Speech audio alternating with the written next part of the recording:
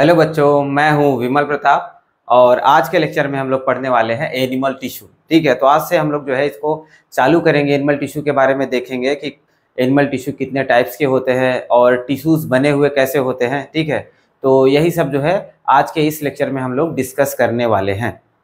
तो इसको जो है हम लोग एकदम भाई डिटेल में पढ़ेंगे और एकदम से एनसीईआरटी बेस्ड होकर के देखेंगे कि भाई एनसीईआरटी में क्या क्या कहना चाह रहा है। और अगर कुछ थोड़ी मोड़ी डिटेल्स अगर हमको एक्स्ट्रा चाहिए होंगी तो हम लोग जो है अलग से भी इसमें देखेंगे। ठीक है, ये पूरा नोट्स जो है कह सकते हैं आपको कंप्लीट नोट्स आपको यहाँ पर देखने के लिए मिल जाएगा और आपका टॉपिक भी जो है एकदम 100% क्लियर हो जाएगा।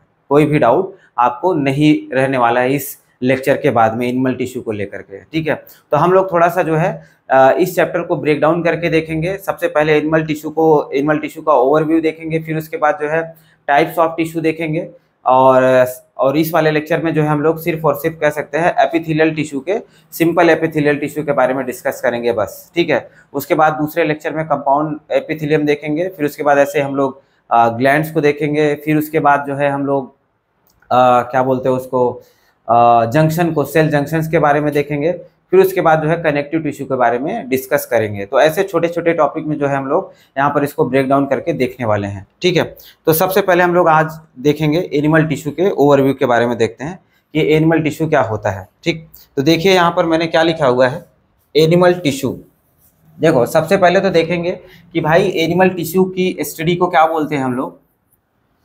देखिए एनिमल टिश्यू की स्टडी को जो है हम लोग बोलते हैं हिस्टोलॉजी। ठीक है, हिस्टोलॉजी बोलते हैं एनिमल टिश्यू की स्टडी को। ठीक, ये एक इम्पॉर्टेंट पॉइंट है। इसमें आप लोग ये समझिएगा कि अगर कभी भी आपसे क्वेश्चन पूछ ले कि what is called the study of animal tissue, तो आपको ध्यान देना है कि हिस्टोलॉजी बोलते हैं हम लोग स्टडी ऑफ एनिमल टिश्यू को। ठीक है, और एनिमल टिश्यू को स्टडी करने वाले जो सबसे पहले इंसान थे उनका नाम था बाइचैट।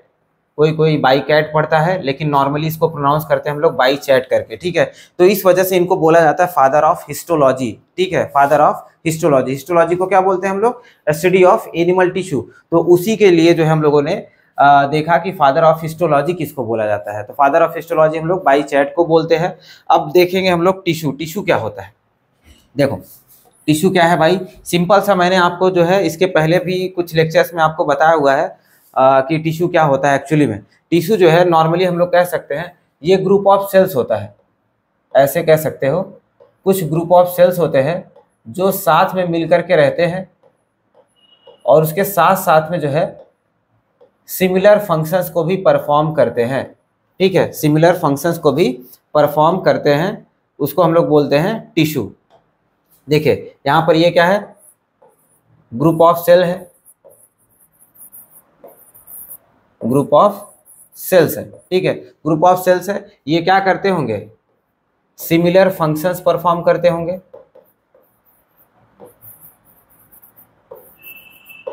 सिमिलर फंक्शंस परफॉर्म करते हैं, उसके साथ साथ में ये सारे सेल्स की जो ओरिजिन है वो भी क्या होगी, सेम होगी। ठीक है, तो हम लोग बोल सकते हैं सिमिलर ओरिजिन भी होना चाहिए। तो कोई भी ग्रुप ऑफ सेल्स जिसकी ओरिजिन क्या हो, सिमिलर हो, मतलब ऐसा हम लोग बोल सकते हैं कि जो सारे सेल्स होंगे वो सब एक ही टाइप के होंगे। अगर वो सारे सेल्स एक ही टाइप के हैं तो एक ही टाइप का फंक्शंस भी परफॉर्म करेंगे। तो ऐसे ही सेल के कलेक्शन को जो है हम लोग बोल देते हैं टिश्यू। ठीक है, ऐसे ही सेल के कलेक्शन को हम लोग टिश्यू बोल देते हैं। तो देखते हैं डेफिनेशन में क्या लिखा है मैंने। देखिए लिखा हुआ है कि ग्रुप ऑफ सिमिलर सेल्स। ठीक है, group of similar sales in origin में क्या होना चाहिए, सेम होना चाहिए। उसके साथ साथ में क्या कह रहा है, अलोंग विथ इंटरसेलुलर सब्सटेंस। अब देखो इंटरसेलुलर सब्सटेंस देखिएगा क्या है, इंटरसेलुलर सब्सटेंस क्या हो गया।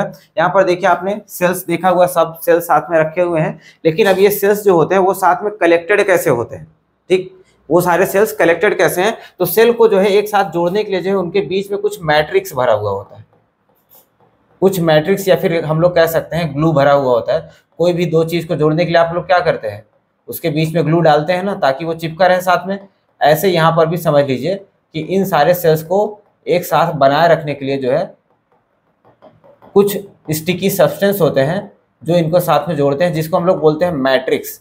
नॉर्मली हम लोग मैट्रिक्स बोल देते हैं या फिर इनको हम लोग इंटरसेलुलर सब्सटेंस बोलते हैं। मतलब अलग अलग सेल्स के बीच में कुछ सब्सटेंस भरा हुआ है जो सेल के कलेक्शन को बनाए रखने में मदद करता है। ठीक है। तो इन सभी को मतलब पूरे ही कलेक्शन को, ठीक है, जैसे सिमिलर सेल क्या होना चाहिए, ओरिजिन में सिमिलर होना चाहिए और साथ में जो इंटरसेलुलर सब्सटेंस है वो भी सेम होना चाहिए और उसके साथ साथ में क्या कह रहा है कि ये स्पेसिफिक फंक्शंस भी परफॉर्म करने चाहिए। जो भी कलेक्शन ऑफ सेल्स है वो सारे सेल्स कैसे काम करने चाहिए, एक सिंपल या फिर कह सकते हैं एक सिमिलर काम करने चाहिए सारे सेल्स मिल करके, ठीक है। उसी के कलेक्शन को या फिर उसी के ऑर्गेनाइजेशन को हम लोग क्या बोल दे रहे हैं, टिश्यू बोल देते हैं, ठीक है। तो सिंपल शब्दों में अगर हम लोग बोले कि टिश्यू को हम लोग क्या बुला सकते हैं, कलेक्शन ऑफ सेल होना चाहिए, ठीक है। कलेक्शन ऑफ सेल होने के साथ साथ में वो सेम फंक्शंस परफॉर्म करने चाहिए और इसके साथ साथ में ओरिजिन भी सिमिलर होना चाहिए और इन सब के कलेक्शन के साथ में जो इंटरसेलुलर सब्सटेंस है उसको भी हम लोग इंक्लूड करेंगे। इसी को जो है हम लोग कलेक्टिवली टिश्यू बोल देते हैं, ठीक है। अब आगे हम लोग देखेंगे टाइप्स ऑफ टिश्यू, ठीक है। टाइप्स ऑफ टिश्यू देखेंगे। अब टाइप्स ऑफ टिश्यू जो है जो टिश्यू को कह सकते हैं, टिश्यू का जो क्लासिफिकेशन हुआ है, ठीक है, टिश्यू का जो क्लासिफिकेशन किया गया है वो on the basis of structure of cells के बेसिस पर किया गया। मतलब कहने का तात्पर्य है कि मान लो भाई डिफरेंट टाइप्स ऑफ टिश्यू है, ऐसा कह सकते हो, ऐसे ढेर सारे सेल्स मिल करके क्या बना रहे हैं, टिश्यू बना रहे हैं। ये हमको पता चल गया है, ये ढेर सारे सेल्स मिल करके टिश्यू बना रहे हैं, ठीक है। तो मान लो ये एक टाइप का सेल हो गया तो ये क्या हो गया, एक टाइप का टिश्यू भी हो गया। ये सारे एक टाइप के सेल्स मिल करके एक टाइप का टिश्यू बना रहे हैं, ठीक है। और वहीं पर जो है अगर हम लोग कह सकते हैं कि मान लो कोई दूसरे टाइप के सेल्स मिल गए, ये कोई दूसरा टाइप का सेल है, ये दूसरे टाइप के सेल आपस में कलेक्शन बना के क्या कर लेंगे, एक दूसरा टाइप का टिश्यू बना देंगे। सेकंड टिश्यू मैं ऐसे बोल दूं समझने के लिए, बस ये सेकंड टाइप का टिश्यू हो गया। तो वही जो है मैं यहाँ पर बताना चाहता हूँ कि जो भी क्लासिफिकेशन हुआ है टिश्यू का, जो भी क्लासिफिकेशन हमने टिश्यू का किया हुआ है, जो भी हम लोग पढ़ने वाले हैं कि टाइप्स ऑफ टिश्यूज कौन कौन से होते हैं, वो किस बेसिस पर किया गया है, on the basis of structure of cells, ठीक है, on the basis of structure of cells और उसके साथ साथ में उनके फंक्शंस के बेसिस पर भी, ठीक है, उनके फंक्शंस के बेसिस पर भी, मतलब वो सेल का स्ट्रक्चर कैसा और वो फंक्शंस कैसे परफॉर्म करता है उसके बेसिस पर जो है हमने टिश्यू को क्लासिफाई किया है इनटू 4 ग्रुप्स। देखिए, on the basis of structure and function of sales tissues को हमने जो है 4 कैटेगरी में ग्रुप किया है या फिर कह सकते हैं 4 पार्ट्स में हम लोगों ने डिवाइड किया है, ठीक है। किसके बेसिस पर, on the basis of structure of cells and their functions, इसके बेसिस पर हम लोगों ने 4 कैटेगरी में इसको डिवाइड किया है। सबसे पहली कैटेगरी आती है हमारी एपिथेलियल टिश्यू, सबसे पहली कैटेगरी है हमारी एपिथेलियल टिश्यू। अब एपिथेलियल टिश्यू जो है इसके बारे में अभी हम लोग आगे एक एक करके सबके बारे में डिटेल में देखने वाले हैं। अभी मैं थोड़ा सा ओवरव्यू बताता हूँ। एपिथेलियल टिश्यू जो होता है ये किसी दूसरे टिश्यू के ऊपर ग्रो करने का काम करता है, ठीक है। जैसे मान लो यहाँ पर जो है हम लोग कह दो ये नीचे कोई दूसरा टिश्यू होगा, यहाँ पर ढेर सारे सेल्स आपस में मिले हुए होंगे, ये कोई एक दूसरा टिश्यू होगा। अब इसी के ऊपर जो है हम लोग एपिथेलियल टिश्यू को ग्रो करा दें,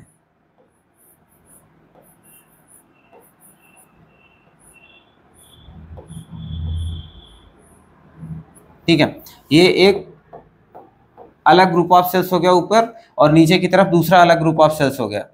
अब ये क्या कर रहा है, देखो ऊपर वाला जो सेल है वो किसके ऊपर रह रहा है, और नीचे किसी दूसरे टिश्यू के ऊपर ग्रो कर रहा होता है, ठीक है। और हमने अभी ये भी देखा हुआ था इनके बीच में क्या होता है, एक टाइप का ग्लू भरा हुआ होता है जो इनको जोड़ने का काम करता है, जिसको हम लोग क्या बोल देते हैं, मैट्रिक्स बोल देते हैं। तो यहाँ पर भी वो चीज़ें होंगी जो इनको जोड़ने का काम करेंगे, ठीक है। नीचे जो दूसरा टाइप का टिश्यू है ये एक दूसरा टिश्यू हो गया और ये ऊपर जो कलेक्शन ऑफ सेल्स है ये क्या है, एक दूसरे टाइप का टिश्यू है। अब ये दोनों क्या हो रहे हैं, एक दूसरे के साथ में रह रहे हैं। और मैं यहाँ पर क्या बताना चाह रहा हूँ कि ये जो एपिथेलियल टिश्यू होता है ये हमेशा किसी दूसरे टिश्यू के ऊपर ही ग्रो करता है। तो यहाँ पर देखिए ये जो ऊपर वाले सेल्स है ये क्या हो गए, एपिथेलियल टिश्यू के सेल्स हो गए हैं। और वहीं पर जो नीचे वाले सेल्स आपको दिख रहे हैं या फिर नीचे वाला टिश्यू जो आपको दिख रहा है ये किसी दूसरे टाइप के कलेक्शन ऑफ सेल्स का ग्रुप है, किसी दूसरे टाइप के कलेक्शन ऑफ सेल्स का ग्रुप होता है। और हमेशा जो एपिथेलियल टिश्यू है वो किसी दूसरे टिश्यू के ऊपर ही हमेशा ग्रो करता है, ठीक है। तो जब आप दूसरे सेल्स के ऊपर ग्रो कर रहा है फिर दूसरे टिश्यू के ऊपर जब ग्रो कर रहा है तो ये क्या करता है, नॉर्मली देखो नीचे वाले को क्या कर रहा होगा, कवर कर रहा होगा, ठीक है। नीचे वाले को ऊपर अगर ये रह रहा है तो नीचे वाले को क्या कर रहा है, कवर कर रहा है, ठीक है। तो इसी वजह से हम लोग बोलते हैं जो एपिथेलियल टिश्यू होता है, जो एपिथेलियल टिश्यू होता है ये क्या करने का काम करता है, ये दूसरे टिश्यू को कवर करता है और उनको प्रोटेक्शन प्रोवाइड करने का काम करता है। ठीक है, अभी हम लोग एपिथेलियल टिश्यू को और डिटेल में देखेंगे, अभी तो मैं ओवरव्यू सिर्फ बता रहा हूँ आपको। नेक्स्ट है कनेक्टिव टिश्यू। कनेक्टिव टिश्यू की बात करें तो नाम से ही पता चल रहा है कि ये कनेक्शन बनाने का काम कर रहा है। ये दूसरे अलग अलग टिश्यूज के बीच में या फिर हम लोग कह सकते हैं अलग अलग ऑर्गन्स के बीच में कनेक्शन बनाने का काम करता है। इसकी वजह से इसको हम लोग बोलते हैं कनेक्टिव टिश्यू। ठीक है, तो देखो क्या कर रहा है, ये connect the structures and provide support and transport the substances. ये क्या कर रहा है, एक स्ट्रक्चर को दूसरे स्ट्रक्चर से जोड़ने का काम कर रहा है और दूसरा काम क्या कर रहा है, ये सपोर्ट प्रोवाइड कर रहा है। सपोर्ट प्रोवाइड करने का मतलब देखो इसको ऐसे समझ सकते हैं, जैसे हमारे बॉडी में जो स्केलेटन सिस्टम पाया जाता है, जो हमारी बोन्स होती हैं, वो भी क्या है, एक प्रकार के कनेक्टिव टिश्यू ही है। ठीक है, अब वो क्या करता है, हमारे पूरे बॉडी को एक हिसाब से क्या कह सकते हो, स्ट्रक्चर प्रोवाइड करने का काम करता है। हमारे पूरे बॉडी का जो शेप बना हुआ है किसकी वजह से बना है, वो स्केलेटन की वजह से ही बना हुआ है, वो हमारे बोन्स की वजह से ही बना हुआ है। तो हम लोग बोल सकते हैं वो भी क्या है, एक प्रकार का कनेक्टिव टिश्यू ही तो है।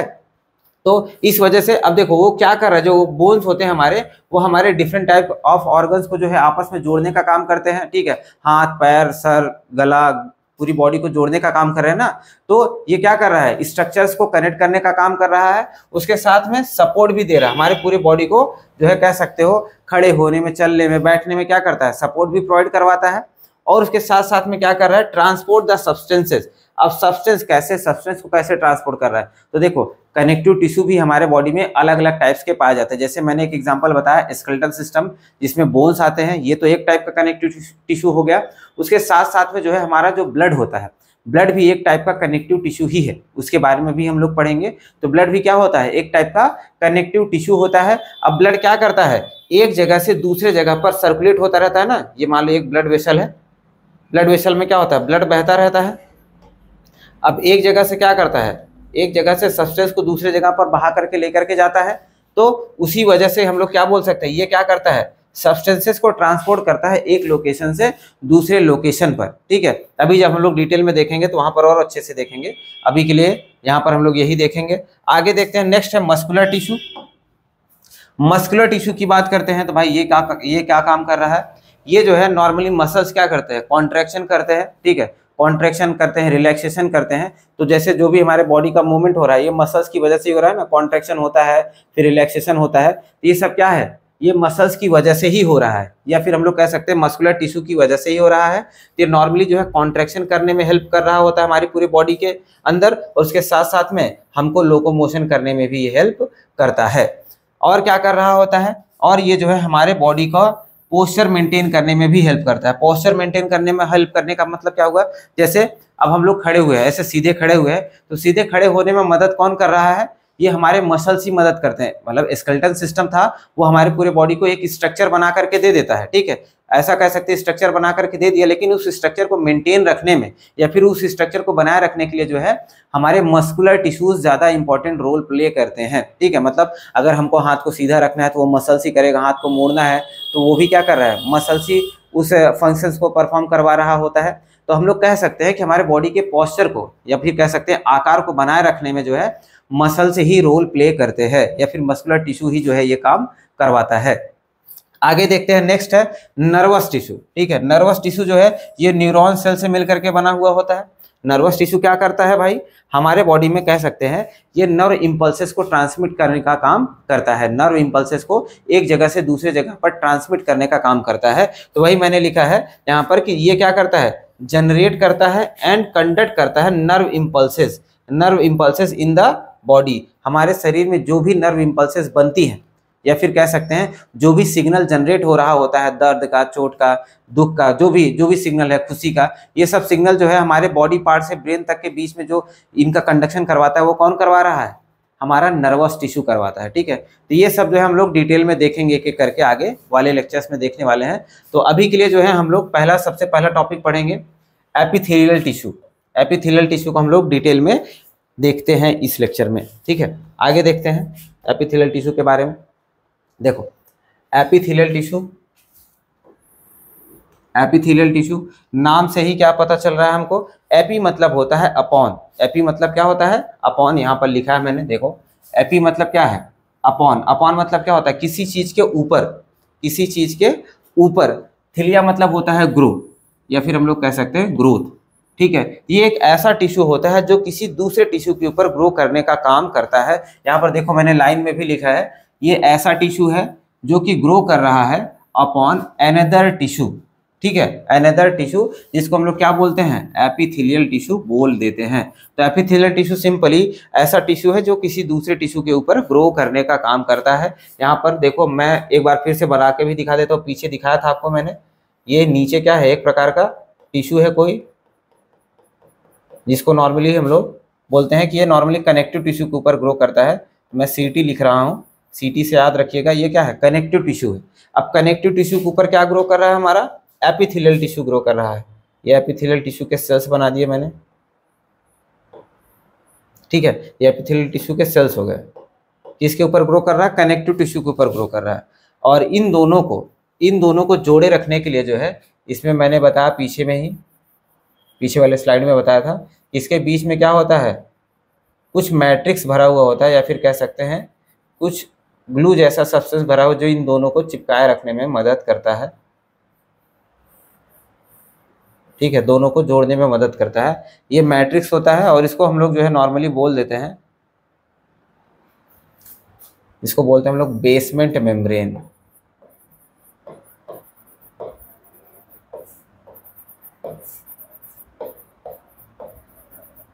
बेसमेंट मेम्ब्रेन बोलते हैं। यहाँ पर देखो बीएम करके मैंने लिखा हुआ है, बीएम का मतलब है बेसमेंट मेम्ब्रेन।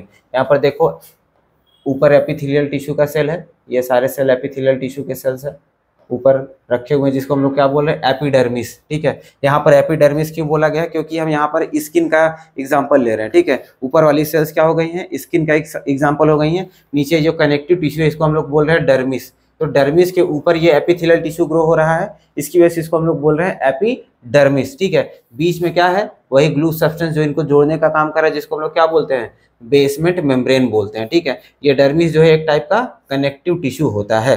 ठीक है, वही चीज यहाँ पर मैंने दिखाया, ये नीचे जो है ये क्या है, डर्मिस हो गया, एक कनेक्टिव टिश्यू है, और बीच में बेसमेंट मेम्ब्रेन है जो इन दोनों टिश्यूज को जोड़ने का काम कर रहा है। ऊपर जो है कौन से सेल्स होंगे, कौन से टिश्यू के सेल्स हैं, एपिथेलियल टिश्यू के सेल्स ऊपर पड़े हुए हैं। ठीक है, देखिए ये क्या बताया आगे वाली लाइन में, देखिए it grows upon underline the connective tissue, जो इसके नीचे कनेक्टिव टिश्यू होगा उसी के ऊपर जो है ये ग्रो करते हैं। ठीक है, अब यहाँ पर देखिए, अब ये क्या कर रहा है, नीचे वाले टिश्यू के ऊपर ग्रो करने का काम कर रहा है। तो अब ये क्या करता है, नॉर्मली या तो ये ऐसी जगहों पर पाया जाता है, या तो ये क्या करता है, tissue faces either the body fluid. ठीक है, मतलब देखो जैसे मान हमारी बॉडी है, यहाँ पर मैं बना के दिखाता हूँ आपको।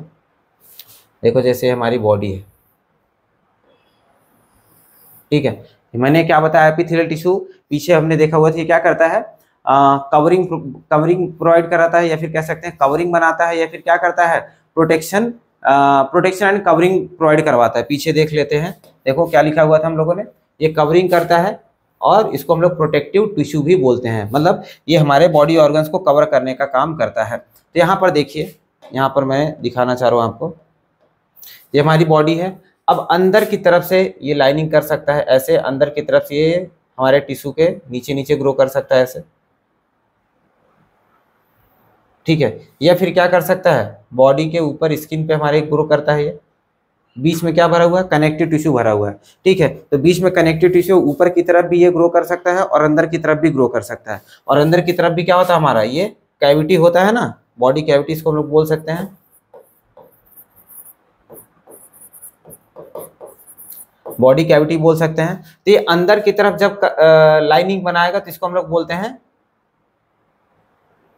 इंटरनल लाइनिंग भी ये बना रहा होता, मतलब अंदर की तरफ जब भी पाया जाएगा तो उसको हम बोलते हैं ये लाइनिंग बना रहा है। ठीक है, अगर बाहर की तरफ बनाता है कवरिंग, तो इसको हम लोग बाहर की तरफ वाले को हम लोग कवरिंग बोलते हैं, क्योंकि बाहर से कोई चीज कवर करी जा सकती है। ठीक है, और अंदर से क्या कर रहा है, लाइनिंग बनाने का काम करता है। तो वही अंदर की तरफ क्या है, लाइनिंग बना रहा है, बाहर की तरफ क्या है, कवरिंग बना रहा है।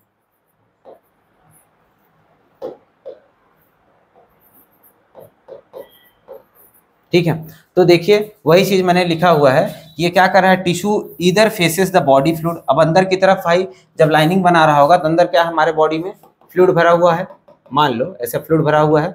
मानने वाली कोई बात नहीं, मैं आपको अच्छे से एग्जांपल से और समझा देता हूँ। देखो जैसे हमारा ब्लड वेसल है, देखो ये ब्लड वेसल है। अब ब्लड वेसल में भी क्या होगा, ब्लड वेसल की इंटरनल लाइनिंग में भी जो है यही आपका एपिथेलियल टिश्यू ही लगा हुआ होता है।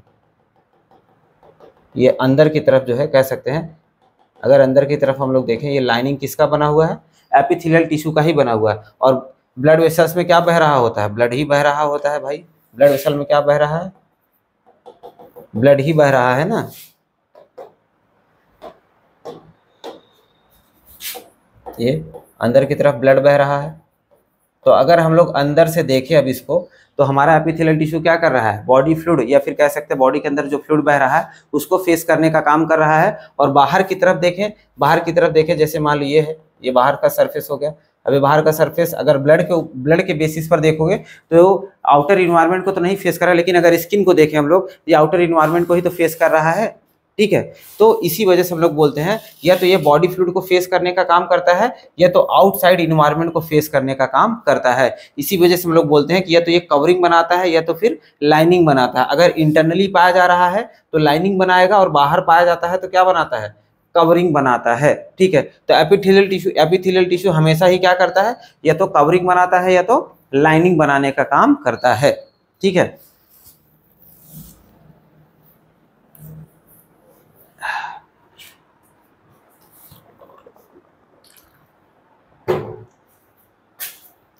आगे देखें हम लोग, आगे देखें, देखो इसी के बारे में भी बताया जा रहा है कि देखो ये क्या है, इसके पास हाई रीजनरेशन कैपेसिटी होती है। हमारे एपिथेलियल टिश्यू के पास में हाई रीजनरेशन कैपेसिटी होती है। हाई रीजनरेशन कैपेसिटी होने का क्या फायदा है भाई, देखो जैसे स्किन है हमारा, इसके ऊपर चोट लगता रहता है या फिर ये आउटर इन्वायरमेंट को हमेशा कंटिन्यूसली फेस कर रहा है, जिसकी वजह से हम लोग ये भी बोल सकते हैं कि भाई बाहर का इन्वायरमेंट हमारा कैसा होता है, नॉर्मली हार्श है, ठंडी पड़ रहा है, बारिश हो रहा है, या फिर कह सकते हैं धूप लग रहा है, या फिर हम लोग चल फिर रहे हैं, कहीं पर फ्रिक्शन हो जा रहा है, रगड़ा जा रहा है, तो हमारा स्किन का टिश्यू कह सकते हैं अक्सर डैमेज ही होता रहता है, ठीक है।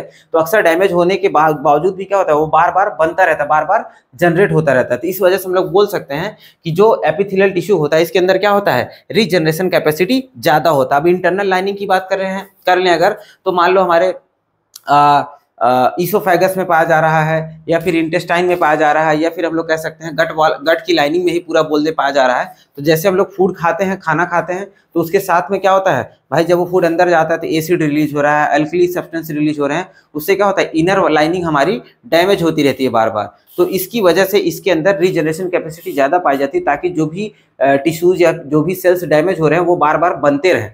तो रीजनरेशन कैपेसिटी इसकी वजह से इसमें ज्यादा पाई जाती है। तो क्वेश्चन आपसे पूछ सकता है कि रीजनरेशन कैपेसिटी कौन से टिश्यू में सबसे ज्यादा पाई जाती है, तो एपिथेलियल टिश्यू में सबसे ज्यादा जो है रीजनरेशन कैपेसिटी पाई जाती है।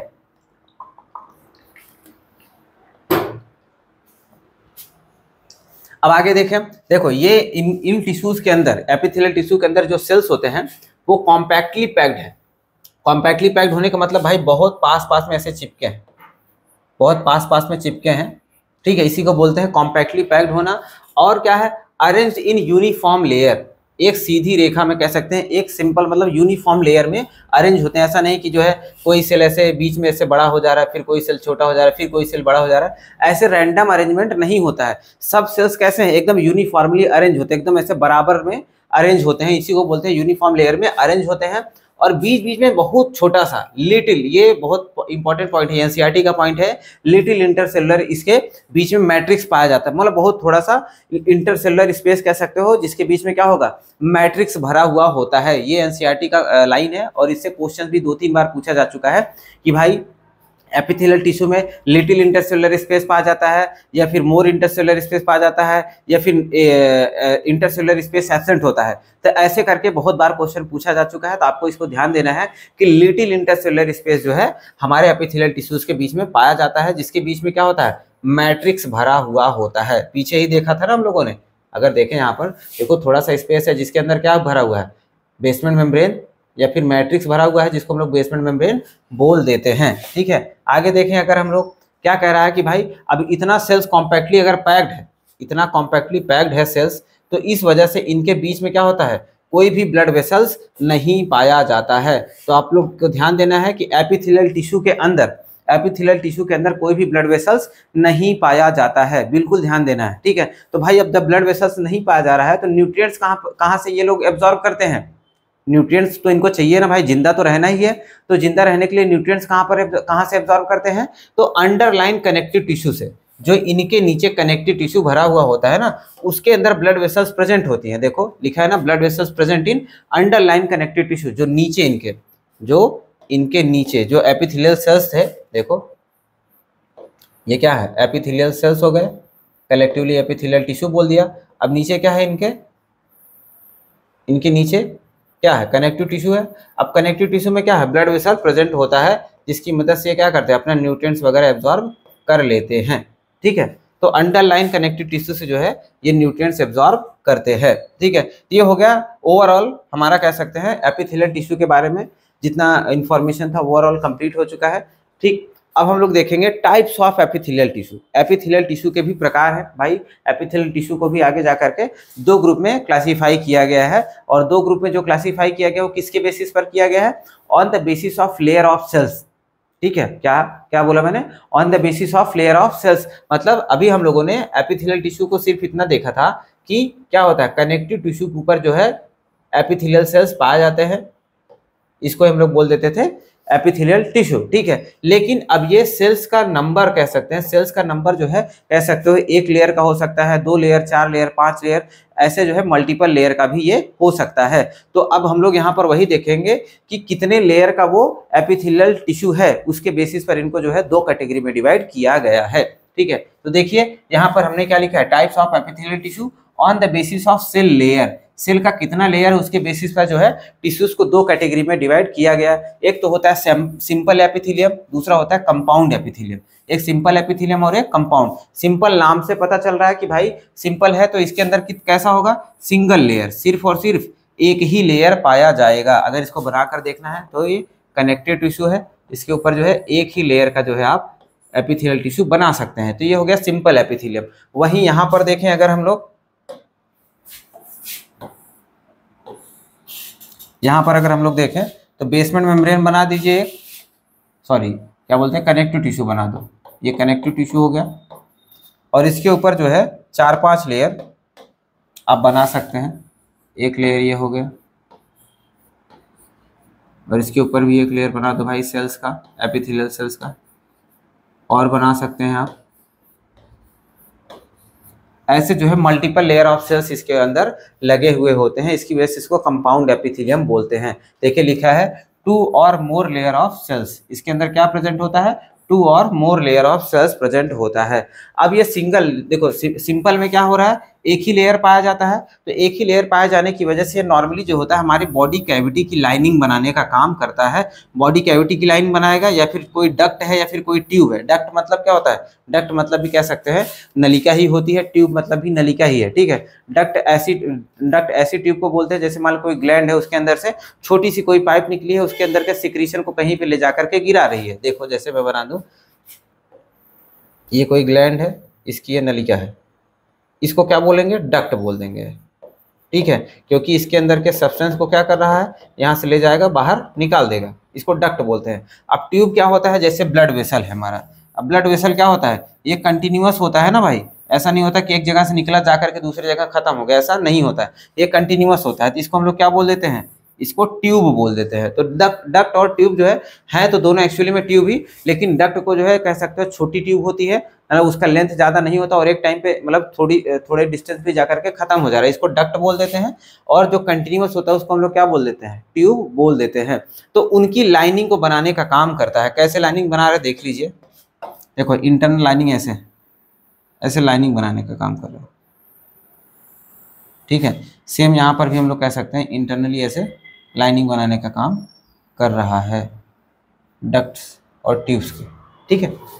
और वहीं यहाँ पर इसको अगर देख लेते हैं, कंपाउंड एपिथेलियम की बात करें तो भाई ये बहुत मल्टीपल लेयर का होता है, तो इसकी वजह से इसका काम क्या हो जाता है, प्रोटेक्टिव इन फंक्शंस, ठीक है। कैसे होते हैं ये प्रोटेक्टिव इन फंक्शंस, मान लो स्किन की बात करें हम लोग, स्किन पे क्या होता है, ये मल्टीपल लेयर, जो कंपाउंड एपिथेलियम होता है ना, यही हमारे स्किन पे पाया जाता है, ये मल्टीपल लेयर का होता है। तो मान लो 1-2 लेयर ऐसे टूट भी जा रहा है तो कोई दिक्कत वाली बात नहीं होती, वो सेकेंड लेयर क्या, नीचे वाली लेयर उसको वापस से हील कर देगी, रीजनरेट होकर के वापस से वो बन जाता है, ठीक है। इसी वजह से ये प्रोटेक्टिव इन नेचर होता है, ठीक है, जैसे कि हमारे स्किन में ये प्रोटेक्शन का काम कर रहा होता है, ठीक।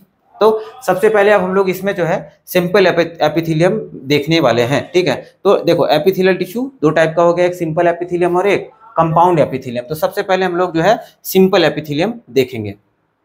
देखो सिंपल एपिथेलियम को जो है on the basis of shape of cells, on the basis of shape of cell. देखो एपिथेलियल सेल्स जो है, मान लो ये क्या है, ये कनेक्टिव टिश्यू है और इसके ऊपर सेल्स लगे हुए हैं। अब ये क्या है, जो बाहर आपको एपिथेलियल सेल्स दिख रहे हैं, इनका शेप कैसा होगा, इनका शेप कैसा होगा उसके बेसिस पर, ठीक है। सिंपल एपिथेलियम में सेल का शेप कैसा होगा उसके बेसिस पर भी जो है सिंपल एपिथेलियम को भी 3 क्लासेस या फिर कह सकते हैं 3 कैटेगरी में डिवाइड किया गया है। एक तो होता है सिंपल स्क्वैमस एपिथेलियम, मतलब आउटर लेयर ऑफ सेल, या फिर कह सकते हैं जो एपिथेलियल सेल्स है उसका शेप कैसा होगा, स्क्वैमस शेप का होगा। स्क्वैमस शेप कैसा होता है, देखो नॉर्मली कोई सेल है ऐसे, ये एक सेल है, इसको तुम क्या करो, ऐसे एकदम ऐसे चिपटा कर दो, ऐसे दबा करके प्रेस करके एकदम चिपटा कर दो, कैसा दबा करके कैसा कर दो, एकदम ऐसे पतला सा कर दो, ऐसे पतला सा कर दो। ये सेल कैसा हो गया, एकदम चिपटा सा हो गया, और इसको ही क्या बोलते हैं हम लोग, स्क्वैमस बोल देते हैं। देखो स्क्वैश शब्द पढ़ा होगा ना आप लोगों ने। स्क्वैश मतलब क्या होता है, किसी चीज को ऐसा दबा करके पिचका देना, उसको बोलते हैं स्क्वैश। तो वहीं से जो है ये टर्म लिया गया है स्क्वैमस। तो सिंपल स्क्वैमस के अंदर कौन से सेल्स पाए जाएंगे, आपके एकदम से चिपटे हुए पतले से सेल्स पाए जाते हैं, जिसको हम लोग बोल सकते हैं, कभी कभी हम लोग बोल देते हैं कि टाइल्स लाइक सेल्स होते हैं। ये कैसे होते हैं, टाइल्स लाइक होते हैं, या फिर बहुत बार हम लोग इनको पेवमेंट जैसा भी बोल देते हैं, पेवमेंट, ठीक है। पेवमेंट मतलब भी क्या है, ये कह सकते हो ये भी टाइल्स ही होते हैं। जैसे आप लोगों ने अगर इंटरलॉकिंग वाली रोड देखी, जो सीमेंट की रोड बनती है इंटरलॉकिंग की, या फिर ईंट बिछा करके जो रोड बनाई जाती है, उसको हम लोग पेवमेंट भी बोलते हैं, ठीक है। तो सिंपल सा ये जो इनके अंदर सेल्स पाए जाते हैं जो स्क्वैमस में, वो कैसे होते हैं, टाइल्स लाइक होते हैं या फिर पेवमेंट टाइप के होते हैं, ठीक है। ये तो हो गया सिंपल स्क्वैमस। नेक्स्ट है सिंपल क्यूबॉइडल। इसके अंदर कह सकते हैं हम लोग कनेक्टिव टिश्यू हो गया, इसके ऊपर जो सेल्स पाए जाते हैं वो क्यूब शेप्ड के होते हैं, सिंगल लेयर के ही हैं, लेकिन ये सेल्स कैसे हैं, क्यूब शेप्ड के होते हैं, इसकी वजह से इसको सिंपल क्यूबॉइडल बोलते हैं। नेक्स्ट हमारा सिंपल कॉलमनर है। तो सिंपल कॉलमनर की बात करें अगर हम लोग, ये क्या हो गया हमारा, कनेक्टिव टिश्यू तो है ही, इसके ऊपर जो सेल्स लगे होंगे वो पिलर शेप के होंगे, ऐसे लंबे लंबे पिलर शेप के होते हैं, ठीक है, ऐसे लंबे लंबे पिलर शेप के होते हैं। तो एक हिसाब से ऐसा लग रहा है ना कि एक कॉलम जैसा है, ठीक है, कॉलम जैसा है, ऐसा लग रहा है आपको, इसी वजह से इसको क्या बोल देते हैं, कॉलमनर एपिथेलियम या फिर सिंपल कॉलमनर एपिथेलियम बोल देते हैं, ठीक है। देखिए यहाँ पर मैंने लिखा भी क्या है, on the basis of structural modification of cell, मतलब जो सेल का स्ट्रक्चर है वो कैसा होता है उसके बेसिस पर जो है सिंपल एपिथेलियम भी कितने टाइप का है, 3 प्रकार का है, ठीक है। तो अब हम लोग जो है एक एक करके इसको भी देख लेते हैं भाई, एक एक करके सिंपल एपिथेलियम को भी देख लेते हैं। सबसे पहला सिंपल स्क्वैमस है।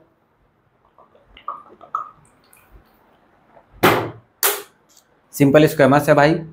देखो सिंपल स्क्वैमस में मैंने क्या बताया आपको कि मान लो ये क्या है, कनेक्टिव टिश्यू, ठीक है, ये कनेक्टिव टिश्यू है, इसके ऊपर क्या है, स्क्वैमस एपिथेलियम है ना, ऐसे पतले पतले सेल्स होते हैं इसके।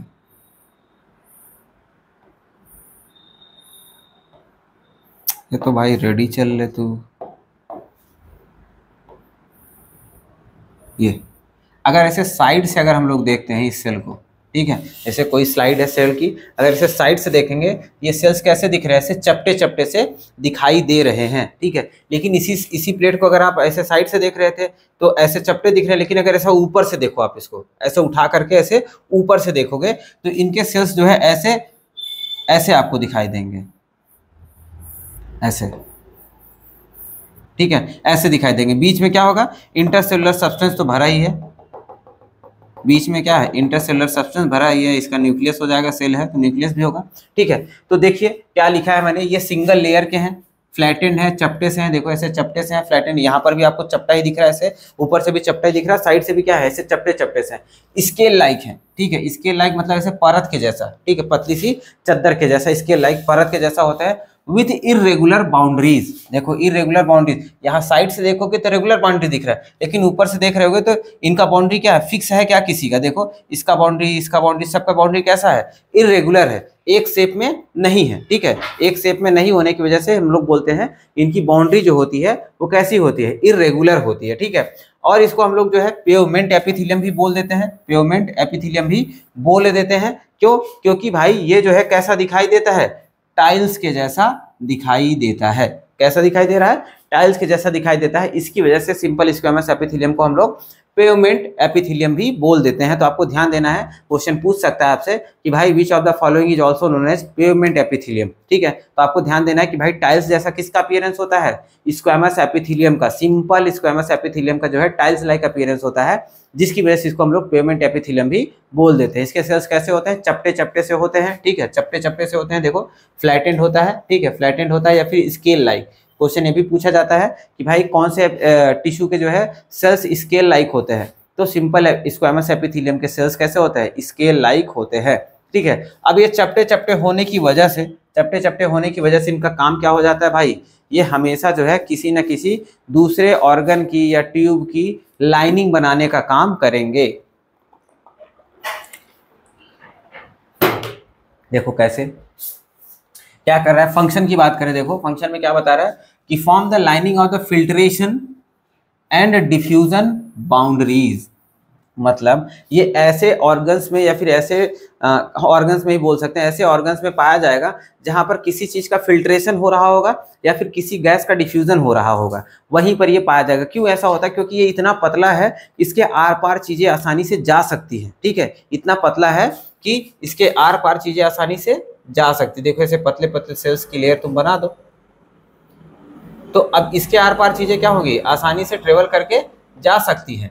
इसी वजह से जो है ये ऐसी जगहों की लाइनिंग बनाता है जहां पर क्या हो रहा होगा, फिल्ट्रेशन हो रहा होगा या फिर डिफ्यूजन। डिफ्यूजन मतलब होता है गैसियस एक्सचेंज, डिफ्यूजन मतलब भाई गैसियस एक्सचेंज होता है।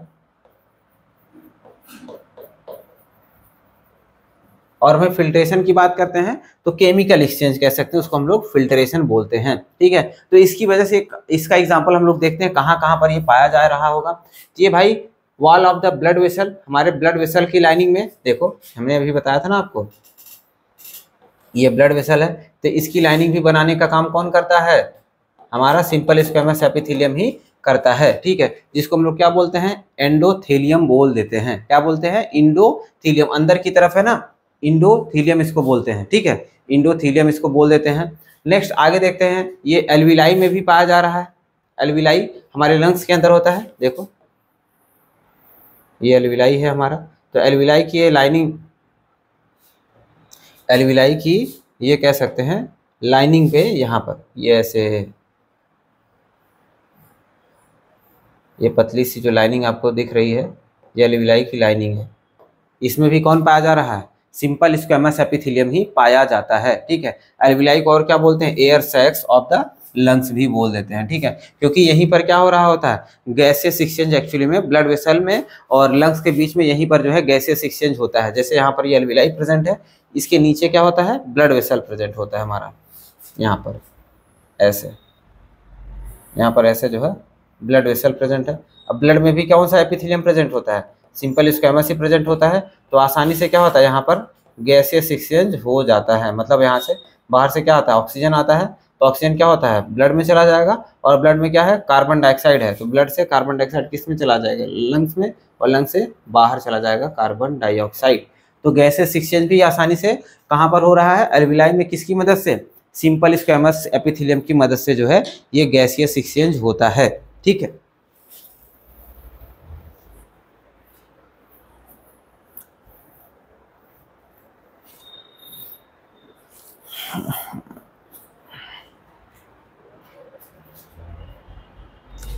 आगे देखें, देखो आगे नेक्स्ट एग्जांपल क्या है, found in the lining of the Bowman's capsule. Bowman's capsule भाई कहाँ पर पाया जाता है, ये हमारे किडनी में, नेफ्रॉन का जो हेड होता है उसको हम लोग बोमन्स कैप्सूल बोलते हैं। देखो मैं बना देता हूँ ऐसे, ये नेफ्रॉन का हेड वाला पोर्शन है और इसको जो है हम लोग बोलते हैं बोमन्स कैप्सूल।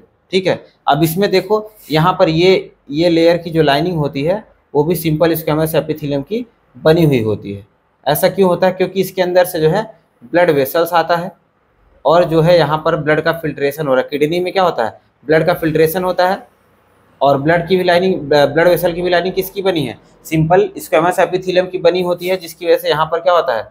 ब्लड आसानी से फिल्टर होता है और ढेर सारे केमिकल डिफ्यूज होकर के या फिर फिल्टर होकर के कहाँ पर चले जाते हैं? नेफ्रॉन के अंदर चले जाते हैं। इसी वजह से हम लोग बोलते हैं कि बोमन्स कैप्सूल में भी क्या पाया जा रहा होगा? सिंपल स्क्वेमस एपिथेलियम पाया जाता है। नेक्स्ट देखें अगर, तो लाइनिंग ऑफ द सीलोम, हमारे इंटरनल जो कह सकते हैं बॉडी कैविटी की लाइनिंग अगर देखें, देखो बॉडी कैविटी ऐसे बना लो, बॉडी कैविटी की लाइनिंग भी कौन बना रहा होता है? स्क्वेमस एपिथेलियम ही बनाता है। और साथ साथ में हार्ट की वॉल की बात कर रहा है कि हार्ट की वॉल की लाइनिंग भी यही बनाता है, स्क्वेमस एपिथेलियम भी बनाता है। अगर यहाँ पर आप लोग जो है एक बार हार्ट बना के देखें, वैसे ही टेम्परेरी हार्ट बना दे रहा हूँ आपको समझाने के लिए। ये मान लो हार्ट है, तो यहाँ पर भी जो इसकी इंटरनल लाइनिंग होगी ऐसे, ये लाइनिंग किसकी बनी हुई है? यही आपकी सिंपल स्क्वेमस की बनी हुई है, जिसको हम लोग क्या बोल देते हैं? इंडोकार्डियम बोल देते हैं। अब यहाँ पर जो सीलोम, हमारी बॉडी कैविटी की लाइनिंग को हम लोग क्या बोल देते हैं? मीजोथेलियम बोल देते हैं। ठीक है, तो ऐसे जो है अलग अलग नाम दिया गया है अलग अलग लाइनिंग का। ठीक है, जितना नाम यहाँ पर बताया है ये आपका इम्पोर्टेंट है और आपके एनसीईआरटी में भी बताया गया है इसके बारे में। ये तो हो गया आपका सिंपल स्क्वेमस एपिथेलियम। अब आगे अगर हम लोग देखते हैं तो नेक्स्ट आएगा सिंपल क्यूबॉइडल एपिथेलियम। क्या आएगा? Simple cuboidal. मैंने आपको बताया कि भाई ये कनेक्टिव टिश्यू के ऊपर जो इसके सेल्स पाए जाएंगे वो कैसे होंगे? क्यूब शेप्ड होते हैं, क्यूब शेप्ड होते हैं, जिसकी वजह से इसको क्या बोलते हैं? सिंपल क्यूबॉइडल एपिथेलियम बोल देते हैं। ठीक है, ये भी कैसा है? सिंपल है तो सिंगल लेयर का होगा, सिंपल है तो कैसा होगा? सिंगल लेयर का होगा। और इसके सेल्स कैसे होते हैं? क्यूब शेप्ड होते हैं। कैसे होते हैं? क्यूब शेप्ड सेल्स होते हैं। और ये नॉर्मली जो है कह सकते हैं ये डक्ट ऑफ ग्लैंड्स की लाइनिंग बनाता है। डक्ट ऑफ ग्लैंड्स, देखो ये क्यूब शेप होने की वजह से, बताओ ये मोटे मोटे ऐसे कह सकते हो क्यूब शेप बड़े बड़े सेल्स है ना, ये बड़े बड़े सेल्स होते हैं, ये नॉर्मली जो है सिक्रीशन एंड एब्जॉर्प्शन का काम करते हैं। Secretion and absorption, secretion and absorption का काम करते हैं, जिसकी वजह से ये नॉर्मली जो है ग्लैंड्स में पाए जाते हैं। जो क्यूबॉइडल एपिथेलियम होते हैं, क्यूबॉइडल हो गया आपका, कॉलमनर भी हो गया, ये सब क्या करते हैं? कुछ न कुछ केमिकल की या तो सीक्रेट कर रहे होंगे या तो एब्जॉर्ब कर रहे होंगे। इसकी वजह से इसको जो हम लोग बोल देते हैं नॉर्मली कि ऐसी जगहों पर पाए जाएंगे जहाँ पर नॉर्मली ग्लैंड्स होगा, या फिर जहाँ पर कह रहे हैं जहाँ पर हम लोग कह सकते हैं कि जहाँ पर कोई केमिकल को बना करके रिलीज किया जाता होगा, या फिर अगर कोई केमिकल वहाँ पर बह रहा है तो उसको एब्जॉर्ब करने का ये काम करता होगा। ठीक है, तो देखो क्या कह रहा है कि भाई ये डक्ट ऑफ ग्लैंड से पाया जाता है।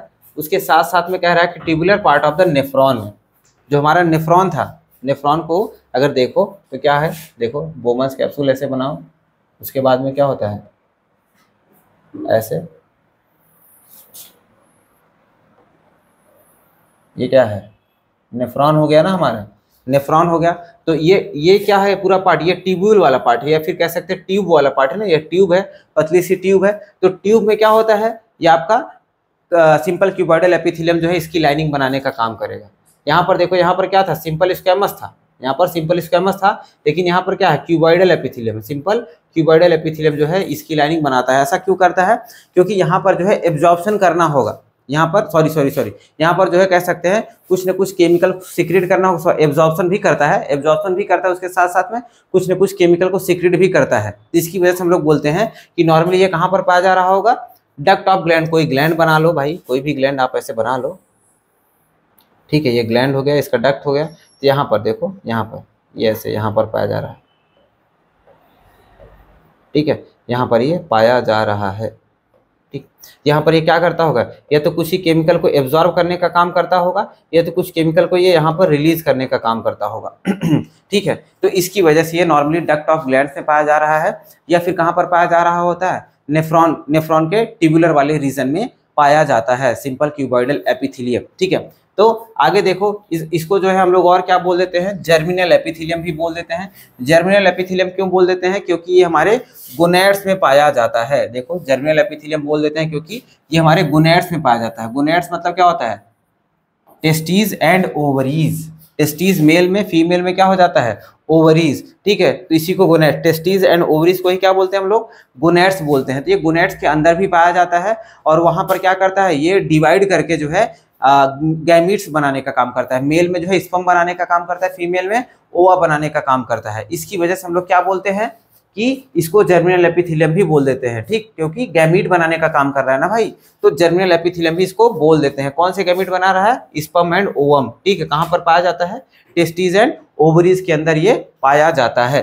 फंक्शंस की बात करें, फंक्शन मैंने आपको ऊपर ही बता दिया था, ये क्या करता है, एब्जॉर्प्शन करने का काम करता है, क्योंकि भाई सेल मोटा है तो चीजें ये एब्जॉर्ब भी कर सकता है, खुद के अंदर भर सकता है और ये कुछ केमिकल्स को सीक्रेट भी कर सकता है। तो इसकी वजह से इसको हम लोग बोलते हैं, इसका फंक्शन नॉर्मली क्या हो जाता है, एब्जॉर्प्शन एंड सिक्रीशन का ये काम करता है। देखो, जो क्यूबॉइडल एपिथेलियम होता है और जो इसका कॉलमनर एपिथेलियम होता है, इन दोनों के फंक्शंस और इन दोनों के कह सकते हैं लोकेशंस नियर अबाउट सेम ही होते हैं, नियर अबाउट सेम ही होते हैं। बस डिफरेंस इतना सा होता है कि जहां पर कम स्पेस पाया जाएगा वहां पर क्यूबॉइडल पाया जाता है, जहां पर ज्यादा स्पेस पाया जाएगा वहां पर कॉलमनर पाया जाता है, ठीक है। तो क्यूबॉइडल और कॉलमनर का सेम फंक्शन है, सेम लोकेशन भी होता है, बस स्पेस के डिफरेंस की वजह से जहां पर कम स्पेस होगा वहां पर क्यूबॉइडल हो जाएगा, क्योंकि भाई क्यूबॉइडल कितना भी हो, क्यूबॉइडल कितना भी बड़ा सेल हो, कॉलमनर से तो छोटा ही होगा ना। कॉलमनर क्योंकि लंबा सेल होता है तो इसको रहने के लिए ज्यादा स्पेस चाहिए होगा, क्यूबॉइडल छोटा सेल होता है तो इसको रहने के लिए कम स्पेस चाहिए होता है, ठीक है।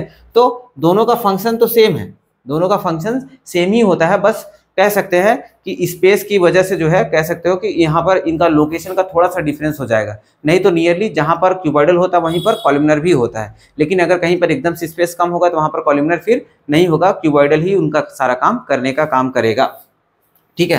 तो देखो, अब यहाँ पर जो क्यूबॉइडल एपिथेलियम होता है, इनके कुछ मॉडिफिकेशंस भी, इनके कुछ मॉडिफिकेशंस है। मॉडिफिकेशंस क्या है भाई, इनके फंक्शन के बेसिस पर, मतलब इनका काम आगे जो है जा करके कुछ बढ़ गया है, उसके बेसिस पर इनको जो है मॉडिफाई करा गया है, जिसको हम लोग बोलते हैं, सबसे पहला मॉडिफिकेशन होता है ब्रश बॉर्डर्ड क्यूबॉइडल एपिथेलियम, या फिर कह सकते हैं brush border modification. Brush border modification क्या होता है भाई, देखो ये क्यूबॉइडल सेल्स तुम बना लो, ये नॉर्मली क्यूबॉइडल सेल्स है, ठीक है। नीचे क्या है, कनेक्टिव टिश्यू है, ठीक है, नीचे कनेक्टिव टिश्यू है। अब ये क्यूबॉइडल सेल्स क्या करते हैं, ऊपर की तरफ जो इनका फ्री एंड है, देख रहे हो ऊपर की तरफ ये फ्री एंड है ना, यहाँ पर कुछ भी नहीं है, ठीक है। नीचे कनेक्टिव टिश्यू, ऊपर क्या है, ये तो आउटर स्पेस होगा, आउटर इन्वायरमेंट होगा, ये तो क्या होगा, बॉडी फ्लूइड होगा। ये स्पेस क्या है, पूरा खाली ही है। जिस तरफ स्पेस खाली है उस तरफ की बात कर रहा हूं मैं, वहां पर क्या हो जाता है, वहां की लेयर जो है, वहां की जो इनकी सेल की लेयर है, वो जो है अपने स्ट्रक्चर को चेंज कर लेती है। ऐसे जो आउटर लेयर है वो जो है अपने स्ट्रक्चर को मॉडिफाई कर लेती है। नॉर्मल सेल अभी भी वही है, क्यूबॉइडल ही है, लेकिन ये क्या कर रहा है, आउटर सरफेस पे जो है अपने स्ट्रक्चर को चेंज कर ले रहा है। मतलब सेल का जो कह सकते हैं, सेल का क्या होता है, सेल मेम्ब्रेन ही जो है, सेल मेम्ब्रेन ही अपने स्ट्रक्चर को क्या कर ले रहा है, मॉडिफाई कर ले रहा है, ठीक है। ऐसे फिंगर लाइक स्ट्रक्चर में मॉडिफाई कर ले रहा है। तो अब ये क्या कर देता है, यहाँ पर जब भी कोई भी सब्सटेंस इसके ऊपर से जब फ्लो करेगा, नॉर्मली जो है हमने क्या देखा, क्यूबॉइडल क्या करता है, एब्जॉर्प्शन करता है या फिर सिक्रीशन करता है, ठीक है। लेकिन वही एब्जॉर्प्शन के लिए, अगर एब्जॉर्प्शन ज्यादा करना हो, एब्जॉर्प्शन को बढ़ाने के लिए जो है ये क्या करता है, अपने ऊपर जो है ऐसे ब्रश जैसा स्ट्रक्चर बना। देखो देखो ब्रश जैसा स्ट्रक्चर दिख रहा है ना आपको, ये स्ट्रक्चर कैसा है, जो हमारा टूथ ब्रश होता है वैसा ही स्ट्रक्चर दिख रहा है ना ऊपर की तरफ। तो इसको, इस मॉडिफिकेशन को ही क्या बोलते हैं हम लोग, ब्रश बॉर्डर्ड मॉडिफिकेशन बोलते हैं। और ये जो स्ट्रक्चर आपको दिख रहा है, ये जो स्ट्रक्चर फिंगर के जैसा दिख रहा है, इसको हम लोग बोलते हैं माइक्रोविलाई। क्या बोलते हैं, माइक्रोविलाई बोल देते हैं, ठीक है। तो देखिए वही लिखा है कि microvilli are present on the free end of the cuboidal cells. Free end पे क्या है, माइक्रोविलाइज प्रेजेंट हो जाता है। और माइक्रोविलाइज और कुछ भी नहीं है, कह सकते हो कि सेल मेम्ब्रेन का ही क्या है, मॉडिफिकेशन है। सेल मेम्ब्रेन की मॉडिफिकेशन की वजह से ही क्या बन जाता है, ये माइक्रोविलाई बन जाता है। नॉर्मली सेल मेम्ब्रेन ऐसे ही था, लेकिन अभी मॉडिफाई होकर के क्या बन गया, मॉडिफाई होकर के ऐसे स्ट्रक्चर बना लिया। इसी को क्या बोलते हैं हम लोग, माइक्रोविलाई बोलते हैं। और ये किस तरह बनेगा, जिस तरह फ्री एंड होगा, ठीक है, जिसको हम लोग क्या बोल देते हैं, ब्रश बॉर्डर्ड क्यूबॉइडल एपिथेलियम बोल देते हैं। इससे क्या हो जाता है भाई, इससे यहाँ पे इसका सरफेस एरिया बढ़ जाता है, इससे इसका सरफेस एरिया बढ़ जाएगा। मतलब अब यहाँ पर कोई भी सब्सटेंस ज्यादा देर तक फंस सकता है ना, देखो अभी उबड़ खाबड़ जगह होगी तो उसके ऊपर कोई भी केमिकल गिरेगा तो वो ज्यादा देर तक वहां पर अटका रह सकता है। अब ज्यादा देर तक अगर अटका रहेगा तो उसका एब्जॉर्प्शन भी क्या हो सकता है, ज्यादा देर तक हो सकता है ना। मान लो ऐसा, आप एग्जाम्पल समझ सकते हो ऐसे एग्जाम्पल से, जैसे कोई प्लेन सरफेस एरिया है, उसके ऊपर अगर तुम पानी डालोगे तो पानी क्या होगा, आसानी से बह जाएगा। लेकिन वहीं पर अगर कोई सरफेस एरिया है उसको तुम ऐसा उबड़ खाबड़ कर दो, अब उसके ऊपर पानी डालोगे तो ज्यादातर चांसेस है कि उन गड्ढों में क्या होगा, वो पानी फंस जाएगा। अब उन गड्ढों में जब पानी फंस जाएगा तो आसानी से एब्जॉर्ब भी हो जाएगा। आप इसको ऐसे समझ सकते हो, ठीक है। तो प्लेन सरफेस का सरफेस एरिया कम होता है, वही अगर उबड़ खाबड़ कोई रीजन है तो उसका सरफेस एरिया क्या होगा, ज्यादा होगा। तो ये क्या कर देता है, सरफेस एरिया बढ़ा देने का काम कर देता है। ये नॉर्मली पाया कहाँ पे जा रहा है, नॉर्मली जो पाया जाता है ये पीसीटी ऑफ नेफ्रॉन में। पीसीटी का मतलब क्या होता है, प्रॉक्सिमल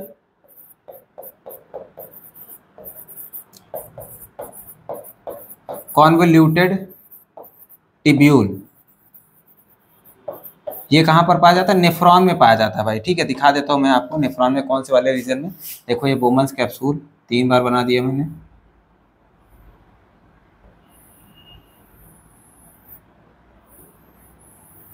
ठीक है। पीसीटी कौन सा रीजन होता है, ये वाला रीजन हो, इसको हम लोग क्या बोलते हैं, पीसीटी, ठीक है। नेफ्रॉन कह सकते हैं, जो बोमन्स कैप्सूल है उसी के जस्ट नजदीक वाले ट्यूब को हम लोग जो है पीसीटी बोलते हैं। तो पीसीटी वाले रीजन में क्या पाया जाएगा, ब्रश बॉर्डर क्यूबॉइडल एपिथेलियम पाया जाता है। आपको ये ध्यान देना है, यहाँ पर जो है ये ब्रश बॉर्डर क्यूबॉइडल एपिथेलियम पाया जाता है। ये इसका फंक्शन क्या हो गया, देखो इंक्रीज द सरफेस एरिया बढ़ा देता है और एब्जॉर्प्शन में ज़्यादा मदद करता है, ठीक है। यहाँ तक आपको समझ में आ गया होगा। आगे देखते हैं, इसके बाद इसका एक मॉडिफिकेशन और होता है जिसको हम लोग बोलते हैं सिलिएटेड क्यूबॉइडल एपिथेलियम। देखो सिंपल अभी भी क्यूबॉइडल सेल्स बना दो, कनेक्टिव टिश्यू बना देते हैं पहले। ये नीचे कनेक्टिव टिश्यू हो गया, ये क्यूबॉइडल सेल्स हो गए, ठीक है। अब इसमें क्या होता है, जो फ्री सरफेस है, फ्री एंड, जो ऊपर की तरफ फ्री एंड होता है, वहां पर क्या होता है, ऐसे पतले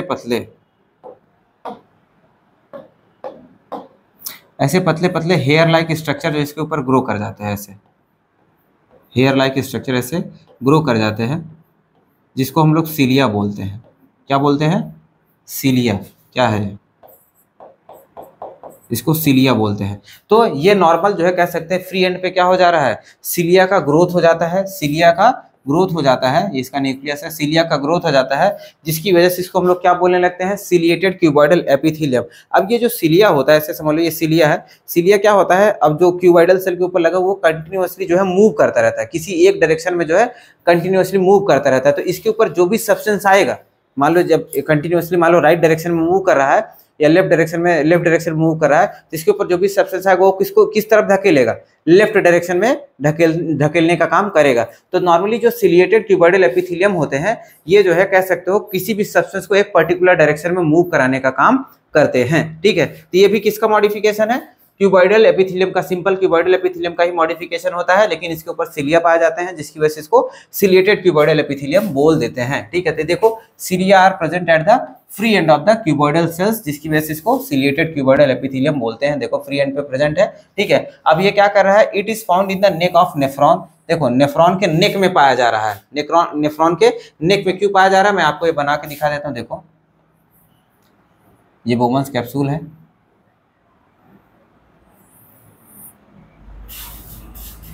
ये अब देखो यहाँ पर नेक ऑफ नेफ्रॉन में हम लोग क्यों बोल रहे हैं, क्योंकि यहाँ पर देखो फिल्टर होकर के कुछ सब्सटेंस आता होगा, तो यहाँ पर जो है ये वाले सेल्स प्रेजेंट होंगे, इन केमिकल्स को जो है आगे बढ़ाने के लिए या फिर आगे धक्का देने के लिए जो है यहाँ पर ये पाए जाते हैं, ठीक है। नेक ऑफ नेफ्रॉन में पाया जाता है। उसके साथ में कह रहा है कलेक्टिंग टिब्यूल्स, इसके साथ नेफ्रॉन जब जहाँ पर खत्म होता है, यहाँ पर जो है इसके साथ में कलेक्टिंग टिब्यूल्स भी लगे होते हैं। तो जो केमिकल यहाँ पर बहकर आता है, ये कलेक्टिंग डक्ट जो है या फिर कलेक्टिंग टिब्यूल्स इनको और आगे धकेलने का काम करता है। तो सीलिया जहाँ पर भी प्रेजेंट होगा वो सब्सटेंस को आगे बढ़ाने का काम कर रहा होगा। इसकी वजह से ऐसी जगहों पर पाया जाता है जहाँ पर केमिकल्स पास हो रहे होंगे, तो पास हो रहे हैं तो भाई उनको हेल्प करेगा ना आगे और बढ़ाने के लिए, ठीक है। तो इसी वजह से जो है सिलिएटेड एपिथेलियम ऐसी जगहों पर पाए जाते हैं। नेक्स्ट कह रहा है ब्रोंकियोल्स में भी पाया जाता है, ठीक है। ब्रोंकियोल्स हमारे लंग्स के अंदर, ठीक है। लंग्स के अंदर ट्रैकिया के बाद क्या आता है, ब्रोंकाई आता है, ब्रोंकाई के बाद ब्रोंकियोल्स आते हैं, ठीक है। तो वहां पर क्या होता है, जैसे मान लो हमारे लंग्स के अंदर जो हमारी ट्रैकिया होती है वहाँ पर बहुत सारे से गॉबलेट सेल्स होते हैं जो म्यूकस सिक्रेट करने का काम करते हैं, जो कि हमारे ट्रैकिया को कह सकते हो नम बनाए रखते हैं। ठीक है, नम बनाए रखते हैं। तो अब अगर ज़्यादा म्यूकस का सिक्रीशन हो जाएगा तो उसको बाहर भी रिलीज करना होता है ना। तो अगर ब्रोंकियोल्स में जो है अगर म्यूकस ज़्यादा भर जाता है तो उसको जो है ऐसा कह सकते हो सिलिया मूव करके उसको बाहर निकालते हैं, जिसको हम लोग अक्सर क्या होता है जब से खांसी आती है तो थूक आता है ना, तो कहाँ से आ रहा है, लंग से ही आए, और वो किसकी मदद से आता है, वो यही क्यूबॉइडल सिलिएटेड एपिथेलियम उसको पुश करके बाहर निकाल देते हैं। ठीक है, तो वहां पर पाया जाता है। नेक्स्ट है फैलोपियन ट्यूब की बात कर रहा है। फैलोपियन ट्यूब क्या होता है, फीमेल रिप्रोडक्टिव ट्रैक्ट है। फीमेल रिप्रोडक्टिव ट्रैक्ट अगर मैं बना दूं यहाँ पर आपको,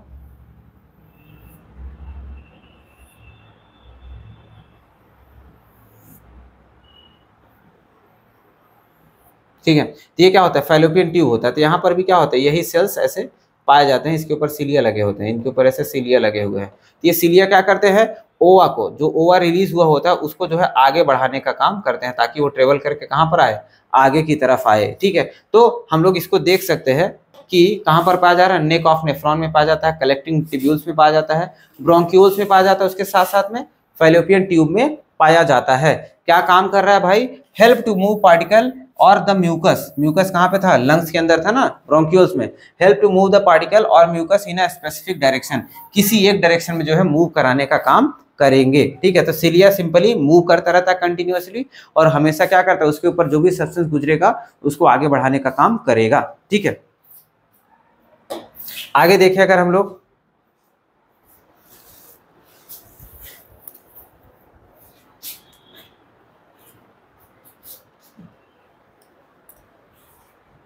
आगे देखें, सिंपल नेक्स्ट आता है हमारा सिंपल कॉलमनर एपिथेलियम। क्या आता है, सिंपल कॉलमनर एपिथेलियम आता है।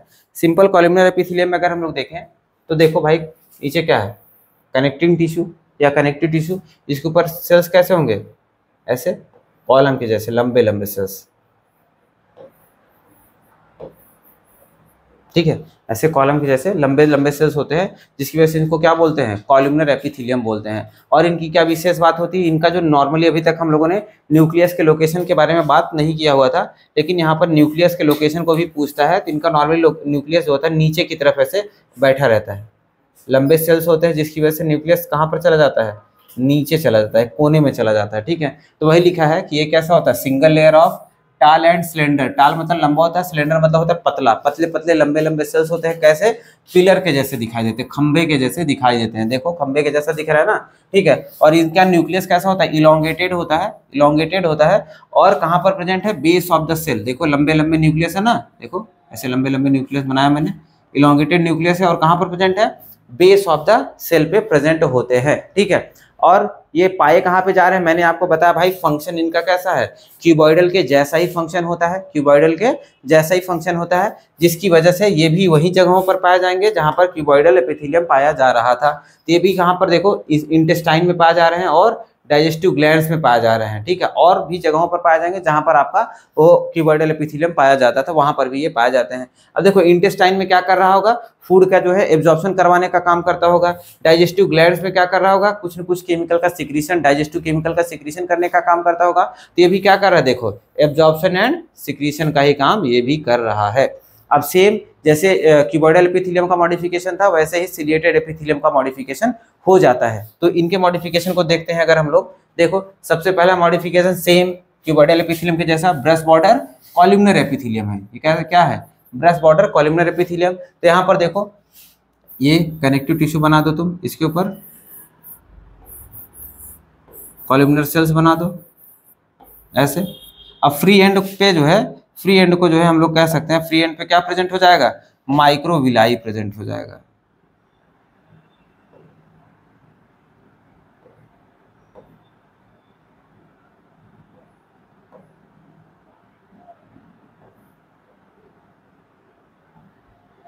फ्री एंड पे क्या प्रेजेंट हो जाएगा, माइक्रोविलाई। देखो ऐसे,